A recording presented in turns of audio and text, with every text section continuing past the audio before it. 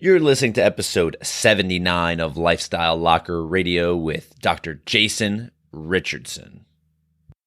It's not enough to just be good at your job. It's not enough to just shoot. It's not enough to just win a gold medal or to be the great family guy. It's like you go into business and you say, oh, it's not about the money. It's like, well, I hope a piece of it's about the money because otherwise you'll be out of business, right? Hi, I'm Dr. Josh Hand, and welcome to the Lifestyle Locker Radio, where we dive into what makes an awesome lifestyle. From relationships to money mindset, nutrition to fitness, emotional health to peak performance, we bring you on an amazing journey to unleashing your human potential. Hey everyone, this is Dr. Jason Richardson again for the second time. Believe it or not, he was actually our second podcast. He was episode number 2. So I'm going to give you a little short bio on him. Check out the other podcasts as well, and you'll have other ways to connect with him at the end of the episode. So make sure you listen all the way through.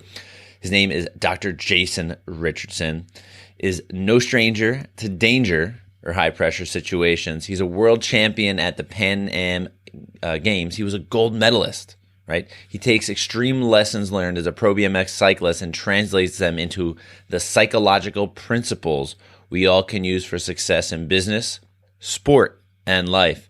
People leave his speaking engagements and trainings inspired and equipped to live happier, play better, and win more. So without further ado, here's my buddy, Dr. J. Rich.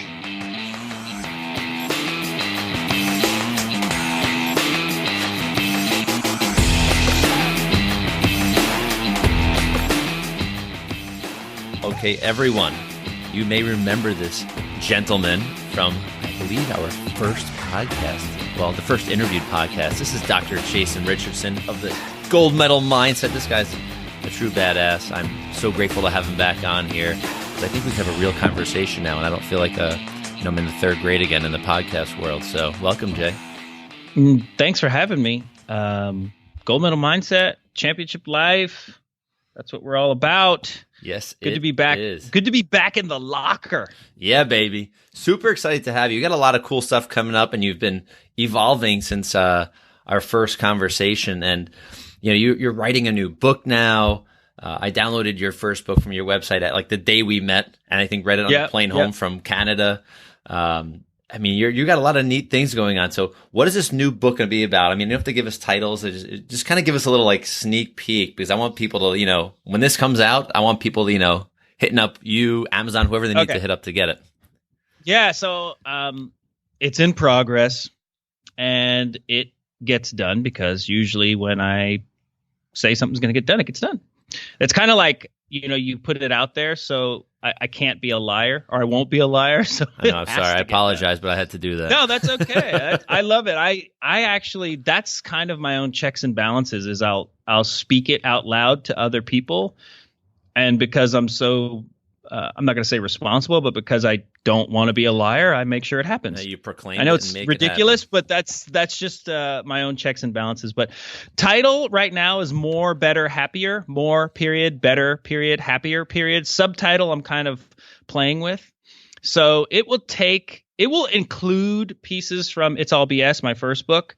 So I'm going to expand on that and then talk more about not only gold medal mindset, but what I like to call the championship life, which is winning in business, sport, and life. Because I think the conversation, or at least the conversation I'm having and that people are ready for and that's resonating with people is it's not enough to just be good at your job.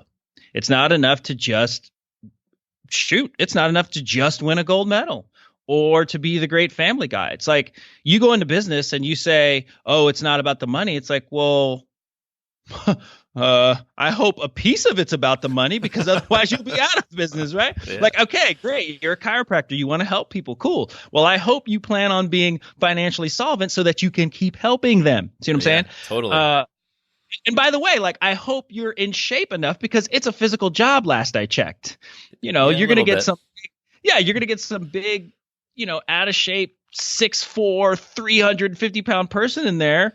and you're going to try to do some manipulation or something, I would hope you can't you say have that this. word. You can't say that word on this podcast. Oh, sorry. Manipulation's bad. Manipulation's bad. What's Bad. the word? Adjustment. Adjustment. Sorry, adjustment. I was thinking psychologically. I you know. like I'm just picking. You're going to do an adjustment on Thank you. someone. Anyways, the bottom line is working with somebody in a physical way, and you're not very physical, it's going to hurt you. So there's that. Or maybe you're kicking ass in money and in in a sport, but your wife doesn't want to have sex with you. That's a problem. Yeah. So or your kids are like, I want to sit in the back seat. Yeah. That's a problem. So these are the things that are resonating with people, and the work is not just like doing better in sport or doing better in whatever domain. The work is really in keeping your ass in alignment. And that's the conversation I'm having. And that's where this book is designed to take you. So it's all BS. I mean, I love that book because, I went through it the other day. I'm like, wow, like I probably should rewrite this, but instead of rewriting it, I'm just going to take that and grow it. And include this championship life, which is more, better, happier, and get into stuff about time and get into stuff about money and more stories and more analogies and a little bit of research, a little bit of neuroscience, but really just bring out the whole, what is it like to win at life? I believe you can be a champion at every level. So what does that mean? It's like people think being a champion is like I said, Olympic gold or, CEO. That could be if that's your definition of that, but you could be a champion on the way to being a champion. Okay. Fair enough. That's right with it. Cool. This is going to be a good book. It's going to be a good book. I know it's already, you got to download it from that innate wisdom in between your ears there and above and pour it out. But yeah, you'll have to send me. You'll actually have to send me the verbiage from this podcast, the transcript. So it might make it in. Some of these paragraphs and sentences might actually make it in there. Good, love it. Glad we can help. So before when we were talking, just like pre-show, you talking about mountain biking and BMX racing and all this stuff, and I said, I crashed pretty hard. I put myself in the hospital. Actually, I didn't tell you this, but I actually broke my maxilla. And I know people can't see this, but that's the bone across your face. I crashed on a downhill race. Like when someone, like back in the day, when someone would be like, I'll break your face, you actually broke your face. I broke my face, right? Like, so Ouch. like I sat up after this crash, this really steep crash, cut everywhere and bruised. And I sat up like, holy cow, I can't believe I made it. And the bike came behind me, caught me, T-boned me in the face, and woke up in a stretcher in a Subaru on the way back down the mountain, with a neck collar on. They said, we don't know if you broke your neck. So my bike riding days, and you said that doesn't, everybody gets hurt. Everybody crashes, right? Everybody has this. So how does that really fit into the gold medal mindset of like life, like being really beat down? Okay. Or championship life. I'll just quite simply, and this is actually a conversation that started with my kids. It's like, the bottom line is I am a gold medalist. I am a world champion. I went to the Pan Am Games for the United States of America and came back and won. Okay.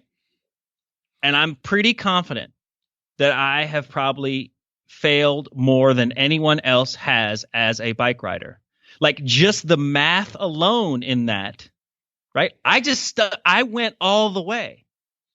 So just from a number standpoint, it's almost like I had to fail more than the other person because I went further. Any professional athlete, any world champion has probably I'm pretty sure LeBron James has failed more at basketball than I have. And guess why? Because that fool plays and lives basketball every single day of his life. Yeah. So we can get into, you learn from failure and it's part of the process. And let's just break it down to math. You stick it out long enough, you will fail at it more times than the other person. Yeah. And that's just part of and you can call it fail or however you want to call it, but you'll fall. I like fall. Yeah. You'll fall. And so I'm pretty sure I've failed it and fallen more than anyone else has. generally speaking, on a bike. I mean, there's some other riders who've probably fallen more than me, but yeah, that's the deal. That the mindset is like being okay with it. I always look at skateboarders and marvel at them. It's funny. One of my favorite shows is Comedians in Cars Getting Coffee. Okay. Yeah. My Jerry wife too. And Jerry well, anytime you see two people who have mastery of something talking shop, like it doesn't matter what it is. It's just great conversation. Yeah, totally. But he was talking about skateboard kids, and he inherently knew, right? This guy doesn't Jerry Seinfeld. I mean, I don't know, but he doesn't seem like the most physical guy, but he knows what it's like to put his neck out there because he's a comedian, right? So you're like going out on stage and introducing these ideas to the world, and they're supposed to be funny, and he's supposed to get paid for them, and that's pretty gnarly deal. So he knows what it's like to put his neck out there. But the skateboarders, he was talking about the skateboarders and how they try these tricks after tricks after tricks, and they just keep going. And there's a certain part, especially in action sports and especially with skateboarding, where you're just at some point you're going to want to be okay with the consequence of not pulling the trick on your way to learning the trick. And if you're not okay with the consequence, then you probably will hit a standstill as it pertains to your progression. I think that falls into any place, anywhere in life. That's right. That's right. Yeah, man. That's so crazy. And, just to kind of, I want to transition this, but this is good. Like my father always said this, you got to fail forward. I mean, I've heard that since I'm a kid. I was a competitive skier, not at an Olympic level or that type of level, but I mean, I remember crashing in a New York State Championship race and getting a black and blue, the size of a football on my ass and my thigh, and having to ski the next day. Like, it's like, all right, you just got to go. You just got to do what you got to do, and that's just going to keep making you better and better. Yep. I was very good at that in sports, not as good at that in other areas of my life, but it's been an evolution for me, especially this past year. Right. Right. Because, and that's important that you say that. And I actually talk about that in the first book, which is, and I use the analogy of like, the high school football quarterback who didn't quite, go on to whatever. And it's like, well, wait, whatever you had in you, I mean, now granted, there was probably a talent there. I get it. You might have been strong or fast, but the mindset to put yourself in a position to where you could complete the pass on demand when it counted, it goes a little bit beyond talent. And that's a skill set that you acquired based on a belief that you have, which is very simple. I can do this, or it's possible for me. And the funny thing is, you said, I did quite well. I did that, you said it was easy for you to do in sports, but not in other domains. It's like, well, that's because you had different rules about maybe business, or maybe you had different rules about, failing as a dad or whatever it is. It's like, well, but the fundamentals, like, you're still human in all of those areas, aren't you? Yeah, totally. And so, 100%. and I think we forget that. And it's like, look, you don't have to necessarily have the talent to use the skill. Yes. And that's, and I think when people listen to this podcast and go back and listen to the first one, they'll get a good laugh. It's just like, holy cow. The transition for me has just been like very dramatic. And, I listened to like my first podcast where I actually, I'll admit this now, I never even said this, but I actually had like the notes on another screen that I would read. Like, okay, this is like 16 minutes or whatever it was. And I read the whole thing just because I was so nervous. I didn't sharpen like the sword at all in speaking or talking to anybody, or even just talking to myself in front of a microphone. And, like I laugh at myself and go, holy cow. And, when other people go, wow, you come a long way in a short period of time, I go, yeah, I'm doing this. I'm talking to people like you. Yeah. Every single week, if not sometimes 3 or 4 or 5 times a week. And it's like, okay, this has to get better. Well, you've given yourself a lot of at-bats, right? Yeah, exactly. So that's really cool. So let's transition a little bit. It also in pre-conversation, that's why I love chatting with you like this. You're a BMX dude. I mean, you're a full-blown BMX dude. And you're now on a bikes with bigger wheels, right? We call these mountain bikes? A lot more. Yeah. Yeah. Well, let's be clear. Yeah. So let's be clear. So BMX, for those who don't know, our sport is quite interesting. It's a 20-inch wheel, and we basically emulate what motorcycle racing is. It's a dirt track with jumps and turns, and it's a sprint. So we're not doing 20 laps like they do in motocross, but essentially the same thing. Our tracks look very manicured and very smooth because that's how the sport has evolved. That said, that skill set lends very well to mountain biking. And because I live in Southern California where there's hills and mountains all around me, it's very easy to go mountain biking. And I've always loved the sport of mountain biking. I'm a undercover bike nerd. I go to bed at night and I'm on my phone looking at the cool bike parts and the cool shocks and all the tires and all this stuff. So I am a bike nerd. I thought you were going to say you're going to sleep with like your full face helmet on or something. No. But there's times where, maybe my wife might have been mad at me and I probably should have gone to bed with my helmet on. I'll just, so it was a natural progression. I was a brand ambassador for GT, which was great. And then just recently developed a new relationship with Transition Bikes. And they're out of the Pacific Northwest, very mountain bikey. And so it just works out that plugging into that community, the bike community, and a lot of mountain bikers were great BMXers. A lot of world champion mountain bikers came from BMX. So it's, I don't say a small community, but it's definitely a community where, there's a lot of elbow rubbing and, we kind of cruise in the same circles or our circles overlap. So I've just been having a great time riding a bike again, or riding a bike more, I should say. So on the mountain or even on a mountain bike on a BMX track. Okay. That's crazy. Yeah. And it's been fun, getting out into the public and speaking to these enthusiasts and bringing championship life and gold medal mindset to these people who are enthusiasts and they go to work every day. They're not professional athletes, but they're really into riding bikes. They want to get better on their bikes. So if I can go out there and help them get better on their bike and also give them some things that help them in their business and in their life, then, that's a win-win. So it turns out that I'll be out there speaking and, probably riding a chairlift with these same people, over the course of a weekend or several as we move forward. So I'm really excited about the relationship I have with Transition and Transition Bikes and working with Lee McCormack, who's a top level mountain bike coach, and developed the Rip Row, which you should probably check out. The Rip Row is this amazing training machine or training equipment. Exercise machine device. Yeah. I don't know. Yeah. Nobody wants to get into a machine, right? Unless it's a car.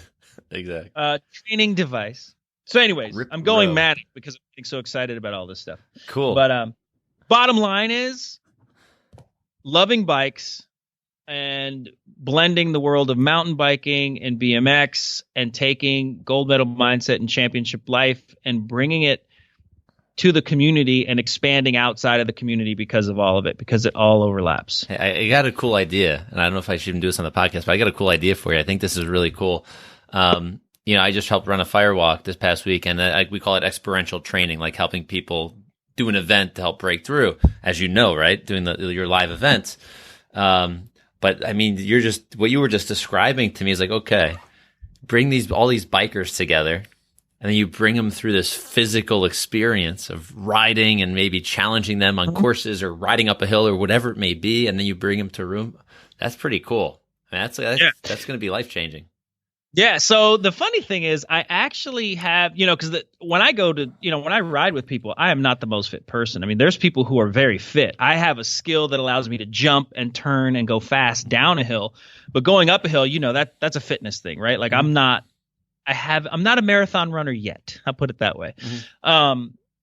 But I do, I do have a event designed called Championship Life where you come here and you train with me in San Diego. Sweet. And then we go on that hill and we push you physically, we push you mentally. And then I also, I have a $1 million sales coach come in. I have a, Air Force flight surgeon come in, and we really get in your mustard. And that's the Championship Life training. So there is some bike stuff, and there's also a beach day, but it ain't the beach day that most people think it is. Not in California. I mean, it's pretty, but well, it's pretty. You got it. So yeah, the cold water and jumping in and really getting in there and processing, every aspect of a person's life so that they can be a champion in it. Yeah, so it's funny that you brought that up. But yeah, so whether you come here, I go to you, you're getting championship life. That's so cool. Also, when we were talking, and I think this is, I'm not sure if people are picking up on this. You're a gold medal BMX athlete, right? Like you said, totally different necessarily skill set than being on this 26-inch or 29-inch, whatever now mountain bike is. Yeah. But being with the mindset of that gold medal athlete, you were able to transition your skill set and know the work you needed to put in to get good. I shouldn't say quickly, but get good at mountain biking. I mean, does that make sense? Am I saying that correctly? Yeah. It's funny because as much as the skills translate, not all of them translate, because like BMX tracks are very manicured and pretty. They might look scary to the layman just because like I'm not hitting a 40-foot jump, but it's structured. And on a mountain, it's the lay of the land. Even some stuff is man-made, but it's the lay of the land. So you have rocks, and on the East Coast you have roots and wet rocks and moss, which is slippery, and here on the West Coast it's like loose dirt. Anyways, I'm getting super way too much into it. Like this stuff. People are going to start visualizing what's going on. Yeah. So you're going down this hill. There's rocks, and they're loose rocks, and then the dirt it's loose over hard pack. So you have like kind of like the sandy stuff, and then underneath it's hard. So bottom line is, you ain't getting any traction, right? It's slippery. Yeah. So it required me to learn more about riding. It learned more about braking, learn more about acceleration, learn more about being patient and waiting and turning. So all these things that I was really good at on one bike, I get on this bike and I'm like all over the place. And granted, I have I'm really good on a bike, and I'm like getting on this bike going, I need to, I'm learning suspension, I'm learning tire choice, air pressure, tire pressure, all this other stuff. So it's really in a weird way done wonders for me professionally, because it's put me in the position of learner. It's put me in the position of beginner, so to speak. So that when I'm working with somebody and they need to or want to break through a certain hurdle, well, I'm breaking through a hurdle too, right? I want to go faster down my trail. I want to take that corner better. I don't know why, inherently my mind says I need more tire pressure, but I seem to get better times when I have less tire pressure. All those subtle nuancy things, right? But that's stuff that I have to think about. And the difference between amateur and pro is a pro is like, oh, yeah, you're probably going to want your tire pressure here. You want to hit the turn here. You're going to brake here. And they know that inherently just by looking at the course or just by experience, right? Yeah. They don't have to think about it. And the difference between, that's mastery. That's mindset. That's all those at bats, right? So I'm working my best to give myself as many at bats as I can, and also get my clients up to the plate as much as possible, so that, yeah, we'll think about it now and we'll process it and we'll go through it. But eventually I want it for you to be automatic. I want you to be able to walk into that meeting or whatever your thing is, or even the, Christmas dinner, yeah, or whatever it is, and be able to like, okay, Johnny's here, Mary's there, she's probably going to do this, he'll probably do that, right? That's fine, right? Acceptance. Mm-hmm. What am I going to do? Oh, I'm going, I'm this, and this. And now you have like this whole new set of ways to be, right? I'm not even going to say ways to react, but ways to be in the world that allow you to excel. You asked me about bike racing and then bikes and then this one. So anyways, but that's how it applies. Yeah, but I mean, this is good because I figured you were going to go that way anyway. I figured you were going to make that turn, dive in deep, and I don't know bike terms. I'm sorry, but that's all right. Because what I want people really to understand is, you mentioned also domains in life, and like I said, sports. But I think what you're talking about is you can apply the skills you learn in a domain that you're very good at, and apply those. I mean, it may not be simple to figure those skills out right away, but I mean, you can apply those into all different areas of your life. And I'm by far an expert in all the areas, but I've really been dabbling a lot and with what you're talking about and what we spoke on the original podcast, and that you can actually look back. I can look back on like Facebook posts and look back on videos of me and I see like, who's that guy? Yeah. Type of thing. And I think that's what you're really telling people is you can, since you're an expert, right? You are like the ninja, you're the Mr. Miyagi of what you do. That's funny. That's funny. Right? Thanks. Right? I prefer Jedi, but Jedi. Okay. No, I listen to my Star Wars. Star Wars nerd too. Me too. Star Wars. Plead the fifth. Me too. But let's say like that Jedi, you're a Jedi, and what you do is that you're able to recognize going from that bike on a manicured course to you probably, okay, I know what pieces of this puzzle I need to look at because I know the environment is a little different than the original environment. You were able to kind of go, okay, yeah, I'm sure tire pressure has something to do with it. I'm sure, I don't know if BMX bikes have like certain brakes that are different than mountain bikes. I know like everything's disc brakes and stuff in mountain bike, but like, you're like, okay, I know I need this type of this and this, and I'm going to be better off right away. But now I just need to figure little nuances out along the way, which you probably excel. Your learning curve is probably, insanely faster than if you put me on a bike right now, with you. Right. Yeah. Well, the interesting thing if we can get a little granular about that is that some of my instincts from BMX were great and some of them were awful. Okay. Right. So it's one thing when something's working well for you, cool. But if you have an instinct, air quote habit pattern. All right. I like that one better. Yeah. So we go into like BMX, we go into corners hot because you're pretty much not going to slip. A lot of times they're paved and they pave them because it's easier to keep the track. If you have a track in England and it rains, like you're just not going to rebuild a turn every 3 months. You'll pave it. And the tarmac is textured. So you have a lot of grip there. Okay. So we go in hot. Like no brakes.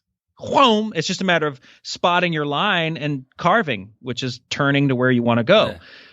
In mountain biking, so if I have that habit in mountain biking, and remember, it's loose and rocky or muddy or whatever it is, and I'm going in hot, I'm going to overshoot. In many cases, I'm going to overshoot the turn. And a lot of times there's not even a turn. It's just a curve, right? There's no bank. Yeah, that's how I broke my face. Right. From the trail bends, but there's no berm, right? There's nothing to like help me with all of the inertia that I've created. It's like, no, you're pretty much going to be sliding into this. So that's where relearning, I say relearning, but learning new habits, right? And putting more stuff into the quiver, which is like, braking sooner, right? Instead of braking in the corner and sliding, it's like, okay, well, maybe I'll slow down before it. And by the way, it's not like maybe. I'm not like figuring this out. I'm seeking out help too. Like that Lee McCormack, he's a mountain bike skills coach.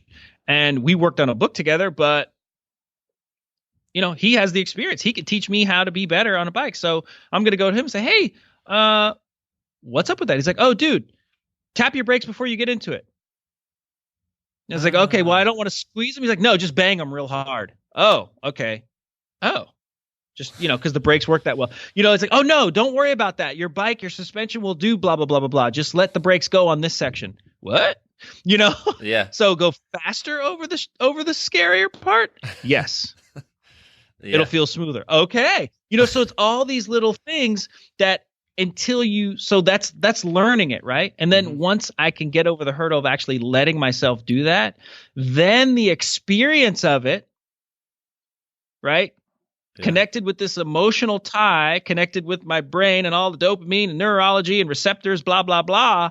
Then we can start creating a new pattern and then new beliefs, blah, blah, blah, blah, blah. So that's how that works. I don't even know if I answered your question. I don't even know what my question was, but it was a good answer. Yeah. It was a good answer. It's a good answer. Oh, wow. This is cool. I'm glad we're going down these different roads or different tracks or mountains. Tracks, courses. So let's dive a little into the practical application of what you're doing. I know you're doing a lot of different things. I have your website actually in front of me now, and you do have like events going on. I mean, you have one that's, in March, a live event, the Championship Life Live 2018 event. Is this something you're doing every year? Well, that's kind of my baby. And truth be told, I wanted to name my podcast that. I went with Gold Medal Mindset, but yeah, I was thinking Championship Life probably would have been the better one, but whatever. Yeah, so that's the baby. I think that's what I'm all about. Okay. Like, I truly believe, and I also, and if there's one thing I'm certain about, is that it's your time. Not you, Josh. Yes, you, Josh, but me. Like, it is your time. Mm-hmm. And I work with a lot of athletes, and I work with a lot of people, and it's like, oh, it's not my time yet. And I remember even saying, like, when I was struggling racing or struggling professionally, oh, it's just not my time. And that's just something that you tell yourself to make you feel better about not being where you want to be. But the truth is, it is your time. And I'll just strip it down and make it as simple as possible, just like I did about failure. You know why it's your time? Because you were born and you're here. How about that? Because when it won't be your time, you'll be dead. Then it's not your time. But for as long between the day you pop out of the womb to the day you hit the freaking dirt again, or however you want to be sent off, it is your time. Period. Yeah. Right? So Hashtag if it's truth. your time, right. So, right, let's just let's just really make it simple. So if it's your time, and I've proven that it is because you're here. Yeah. What is you gonna do with it? What are you doing with it? So maximize that shit. Maximize it with your friends. Maximize it in your sport. Maximize it in your business. Maximize it in your life with your family. Whenever, right? Because everyone's looking for balance, and I don't have time for this, and I don't have time for that. It's like, okay, maybe you don't. Maybe it's not time for you to go work out. I get it. You have a proposal due. I'm writing a book. There will be a time where I might just have an extra 5 pounds on me. Okay. I'm going to maximize that time. And I recognize it's fully in my choice to do so. And I'll get my rides in when I get them in. And I'm not going to beat myself up over it because I'm still a motherfucking champion, whether I'm riding my bike or not. True. Yeah. And so are you. And so is she. And so is he. Yeah. So, champion at every level, man. Yeah. So then we're doing this. You're doing this every year? This event? I want to do this. I would. Yeah. The plan is to do it. Yeah. If I could do it every weekend, well, I can. If it can be done successfully every weekend, which is people showing up, oh man, it'd be a dream. The goal is to do it several times a year. Okay, awesome. Okay, so the goal is to do it several times a year. So the next one, I'm thinking end of summer-ish. Okay. The next one's end of summer-ish. So, and I might tie it into another event. These are all in Southern California. Yeah. Come on, you want to do an event? I mean, I'll do it. I'll go there and do it. But I know the hill, right? I the whole thing is that you train with a champion or train with champions because I have guests. You wouldn't believe who comes through my office, right? I know people. So but you come and you train like a champion. We do it. We wake up and we train.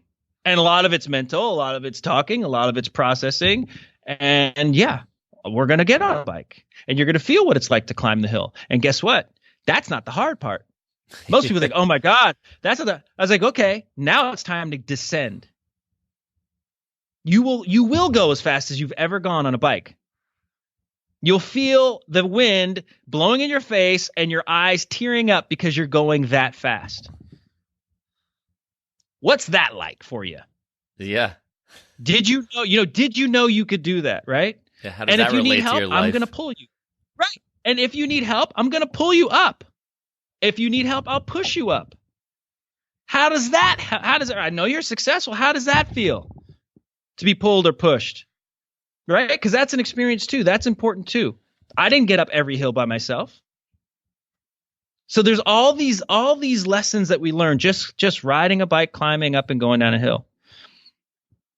Yeah, it's super cool. So you have this. This is like your baby. This event is this is what it is about. Like, Okay, this is awesome. the book. This is the thing. Like, this is like, if I'm to dedicate my life to something, at least right now, other than my like bike hobby, Yeah. it's this. Okay. This. So if I'm using my bike as a platform to get this out to the world, Awesome. then that's what I'm doing. Dude, you're doing it Well, it's right. not if, I am. You are. So I am. people can connect with you this way. And, you know, I'm going to put a link to this, to the workshops. Is that what I call a workshop? Is that right? Yeah, it's a training experience. It's this Training weekend. experience. Okay. Yeah, the training experience. And we're full. Okay. Because by the time, I don't know when this podcast, by the time it comes up, it'll be like last week or something. Yeah. But I'm gonna post. I'll make sure the links are available for people to find this put event. up the links. Yes, drjasonrichardson.com. And by the way, like, they can contact me, and I'd love to do it with a specific group, because that's even better when it's, everyone's maybe working in the same office or on the same team or coming from the same industry, because then we can really, Cool. Awesome. create it around them. So we have the event. What other ways do people work with you? So 3 ways. So you bring me in to speak, you bring me in to train, which is like a extended. So that's more of a speaking aid engagement, but then there's a training attached to it, or we work one-on-one. It's that simple. Cool. Technically there's 4, but that's like, I'm an MC, host, commentator guy, and I do that for TV, for my sport. I've always wanted to do like an auction. I feel like that'd be fun. I wouldn't be like the cattle auction guy, but I wouldn't mind doing an auction. Anyways, but yeah, those are the 3 ways. So bring me in to speak, on-site or off-site corporate trainings, and working one-on-one. Okay, that's so cool. What else? What else can we tell people about you? To find you on Facebook, obviously. What's the best place on Facebook to find you? I think it's Dr. Jason Richardson. Okay. Yeah. I'm gonna link everything. I'm gonna link everything. I have a business page, Dr. Jason Richardson, and Instagram and Twitter is at Real Dr. J Rich, REAL DRJRICH. Mm-hmm. And the website, drjasonrichardson.com, drjasonrichardson.com. And everything's up there. I mean, like, as you can see and hear, I put my cards on the table. Awesome. I know you do. You're people are told not to do that. And there's a time where you hold your cards, and I understand that within competition. However, I put all my cards on the table because I'm really okay with people seeing who I am, what I am, where I'm coming from, where I plan on going, and I walk strongly. So, and I want other people to do the same. And you ride strongly too. Yes. Yes. Awesome. Well, Dr. J Rich, dude, thank you so much for being on again. We're going to connect and send lots of people your way. I love what you do. I love what you're doing. And I can't wait to see the next jump where it's going to land. So. Oh, yes. Yes, we keep jumping. So that was my man, Dr. J Rich, coming in hot again on the second episode of Lifestyle Live Radio. Super cool dude. He's got a lot of really neat things going on. Can't wait to hear about his upcoming book that will be coming out. Definitely want to get that and read it. You can get his first book on his website at drjasonrichardson.com. Get over there, connect with him. His Instagram feed is really cool. His Twitter feed is pretty awesome. You know, he's a biker, so he's a pretty badass guy. And we definitely want to see some of his photos and share them and like them and comment. But also follow him on Facebook, and maybe even might even hire him for your company. And or if you're an athlete, you might be a dude you might want to chat with. Help him get into an awesome headspace. So until next time, Locker Nation. Peace out.